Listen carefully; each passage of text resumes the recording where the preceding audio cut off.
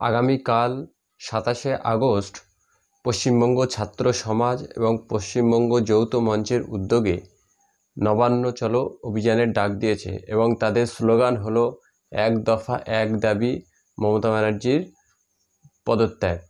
এই স্লোগান নিয়ে ২৭শে আগস্ট পশ্চিমবঙ্গ ছাত্র সমাজ এবং যৌথ মঞ্চের উদ্যোগে নবান্ন চলো অভিযানের ডাক দেওয়া হয়েছে।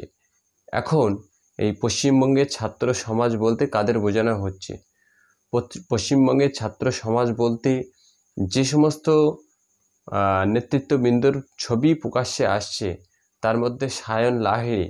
এই সায়ন লাহিড়ী হলো কলকাতা বিজেপির যুব নেতা। কলকাতা বিজেপির যুব নেতা শুধু তৃণমূল কংগ্রেসের দাবি নয়, বিজেপির যে লেটার হেড আছে সেই লেটার হেডেও বলা আছে সায়ন লাহিড়ী হলো কলকাতার যুব বিজেপির নেতা। আরেকজন হলো শুভঙ্কর হালদার। এই শুভঙ্কর হালদার হলো তিনি নদিয়া জেলার বাসিন্দা। তার বিরুদ্ধে তিনি নিজেই স্বীকার করছে যে তার বিরুদ্ধে 30 থেকে 32টি থানায় মামলা আছে। তার মধ্যে মেয়েদের শ্লীলতাহানি এবং মেয়েদের ধর্ষণের করার যে আগ্রহ, এরকম বিষয়ে তার বিরুদ্ধে বিভিন্ন ধারায় মামলা দেওয়া আছে।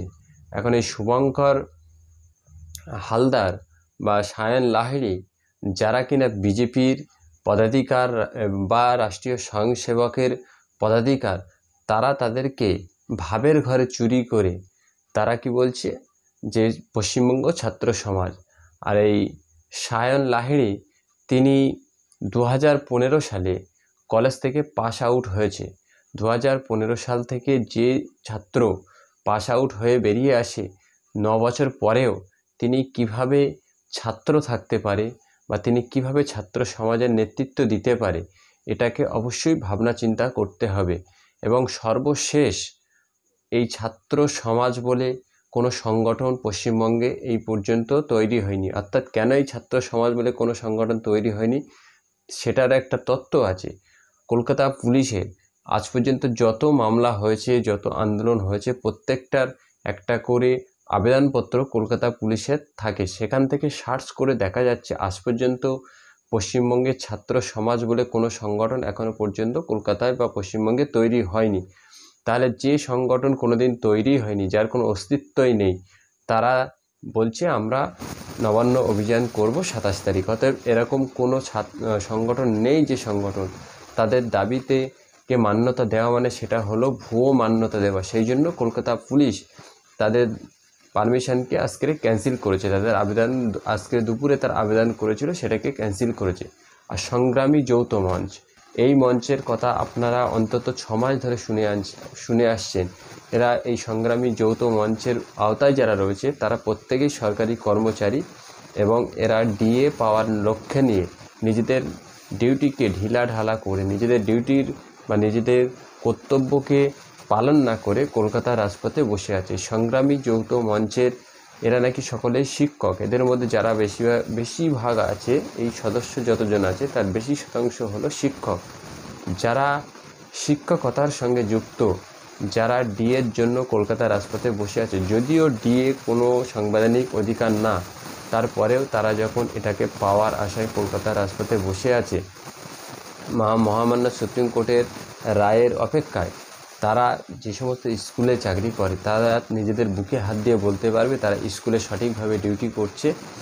আর এরা এমন শিক্ষক, এই সংগ্রামী যৌথ মঞ্চের যে সমস্ত সদস্যরা আছে এরা এতটাই শিক্ষিত সরকারি কর্মচারী যে 27 তারিখে একটি বড় পরীক্ষা আছে পশ্চিমবঙ্গে। ইউএসজি নেটের একটা বড় পরীক্ষা আছে।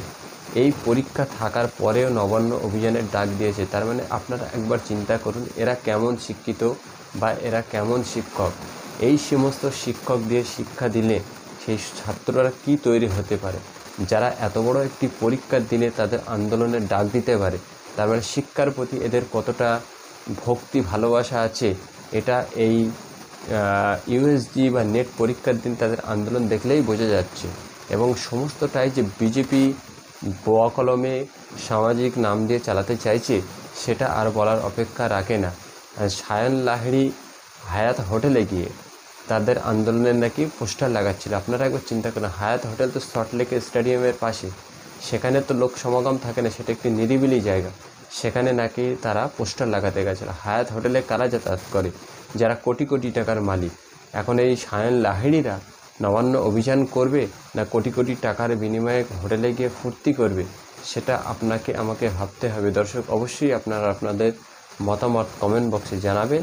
এবং বিজেপি একটি নোংরা দল, এই বিজেপির ডাকা নোংরা ছাত্র সমাজের ডাকে আশা করি বাংলা ও বাঙালি কখনোই যাবে না।